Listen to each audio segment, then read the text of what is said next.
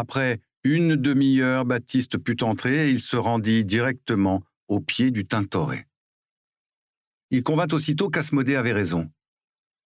C'était une toile spectaculaire, dominée par le blanc, l'ocre et le noir, où des volutes sépulcrales étaient comme les réminiscences d'une autre scène, d'un autre drame ressurgi en filigrane. Baptiste s'assit face à l'œuvre, décidé à l'observer suffisamment longtemps pour pouvoir en parler à Asmodée lorsqu'il le reverrait. Il fut dérangé par un groupe de touristes accompagné par un guide qui parlait fort, avec un accent italien prononcé. Baptiste, n'ayant pas envie de bouger, fut contraint de l'écouter, convaincu qu'il ne pouvait s'agir que de banalités, mais avec l'espoir d'y puiser, ne serait-ce qu'à contrario, quelques commentaires originaux qui feraient mouche auprès du vieil homme. Ce tableau faisait partie d'une série de 3 toiles consacrées à Saint-Marc et commandées par la Scuola au Tintoret dans les années 1560. Sur les 3, le peintre avait représenté le commanditaire, Tommaso Rangone. Puis, le guide insista sur un détail de la composition du tableau. La travée de dalle qui conduisait vers l'église du fond traçait une ligne qui se situait au milieu du tableau. Mais Tintoret avait introduit un déséquilibre, conforme au maniérisme caractéristique de sa démarche. Cette ligne n'était pas parfaitement centrée. Baptiste se releva et s'approcha du tableau. N'y avait-il pas une certaine ressemblance entre ce Rangone et Asmodée? Mais tous les vieux se ressemblaient. Cependant, c'était une bonne idée. Il partirait, dans son exposé à Asmodée, de cette similitude improbable pour bâtir une histoire où... Ou quoi? Ce n'était pas si simple. Il fallait maîtriser le langage de la peinture autant que la grammaire de son commentaire, si original soit-il. Il resta encore de longues minutes, planté devant le tableau, cherchant des liens, des structures, des constructions. Plus il fouillait la toile, moins il la voyait. Son esprit vagabondait, fuyant comme les ombres, infidèle certainement. Un agacement prodigieux monta en lui, comme un orage couvrant la ville avant d'éclater. Il sentait, il savait qu'Asmodée ne tarirait pas, de même que son père. Il devinait que cette toile bruissait de voix qui, dans un tumulte de moins en moins distinct, cherchaient à lui souffler des pistes, des histoires, des idées. Mais il n'entendait rien, ne comprenait rien, ne voyait rien.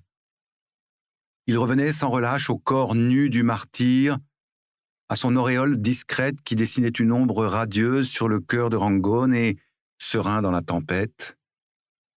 Et cette maîtrise, ce sourire ironique exaspérait Baptiste, comme si, à travers la représentation de ce donateur depuis 4 siècles réduit en poussière, Asmodée se moquait de lui, de même que Candice, la princesse et son mari, Laetitia et les cohortes de touristes, consommateurs placides et sans scrupules d'une culture morte.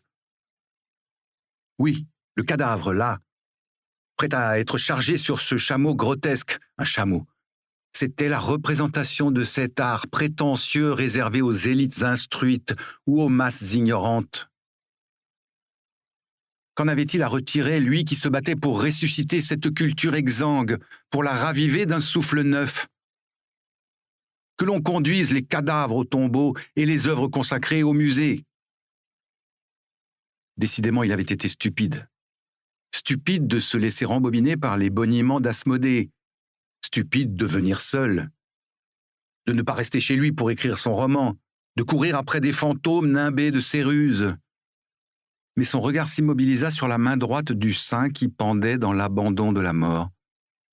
Ses doigts pâles, sans qu'il sût pourquoi, l'émurent tant que sa colère se mua en un sanglot qu'il contint au fond de sa gorge. Rien n'est plus difficile à représenter qu'une main, prétendait son père. Il fit le tour de celle qui apparaissait sur la toile, guidé par le cheminement qu'elle pointait, celle qui montait, celle qui descendait, celle unique qui tombait. Toutes ces mains qui s'agrippaient désespérément à une corde, un drap, au cadavre, crispé sur la peur de perdre, sauf celle du martyr, détendu, guéri des peurs et des vaines possessions, souple dans la grâce de l'abandon, le soupir de l'âme qui renonce à ses craintes. Un geste d'adieu simple et pur comme le merci d'un enfant. Je suis allé voir la translation du corps de Saint-Marc. Ah, une merveille, non? Et qu'en avez-vous pensé? Maladroit comme un lycéen interrogé et qui a mal étudié sa leçon, Baptiste composa un commentaire touffu où il insista sur le détail des mains. Fort bien observé, les mains, élément capital. Avez-vous remarqué que sur cette toile, on ne voit aucune paume à plat? À peine si on devine celle de l'homme couché dans le coin gauche inférieur. Et impossible d'apercevoir la moindre main, le plus petit doigt d'un païen en fuite. La main est chrétienne, ou plutôt, la chrétienté récupérant le corps de Saint-Marc reprend la main. C'est bien, Baptiste, vous progressez. Votre père sera heureux de vous entendre parler de peinture.